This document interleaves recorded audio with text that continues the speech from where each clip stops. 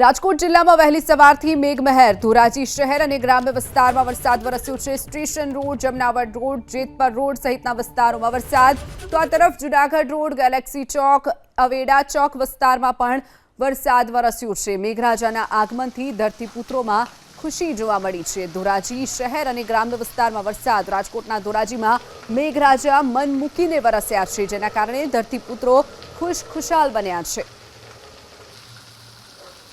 તો Junagadh road, Galaxy ચોક, અવેડા ચોક વિસ્તારમાં વરસાદ। મેઘરાજાના આગમનથી ધરતીપુત્રોમાં ખુશી જોવા મળી છે। રાજકોટ જિલ્લામાં વહેલી સવારથી જ મેઘમહેર થઈ છે। ધોરાજી શહેર અને આસપાસના ગ્રામ્ય વિસ્તારોમાં પણ વરસાદ વરસ્યો છે।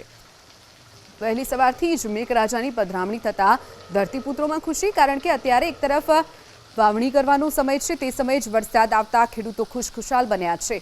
બીજી તરફ સ્થાનિકોની વાત કરીએ તો સ્થાનિકોને પણ ગરમીમાંથી રાહત મળી છે। તો ધોરાજીમાં વરસાદ વરસ્યો છે। ધોરાજી શહેર અને ગ્રામ્ય વિસ્તારમાં વરસાદ। Station road, Jamnavad road, Jetpar road સહિતના વિસ્તારોમાં વરસાદ વરસ્યો છે। વધુ વિગતો સાથે સંવાદદાતા નિલેશ આપણી સાથે ફોનલાઈન પર છે। નિલેશ, ધોરાજીમાં વરસાદ વરસ્યો છે, શહેર અને ગ્રામ્ય વિસ્તારમાં વરસાદી માહોલ, શું વિગતો?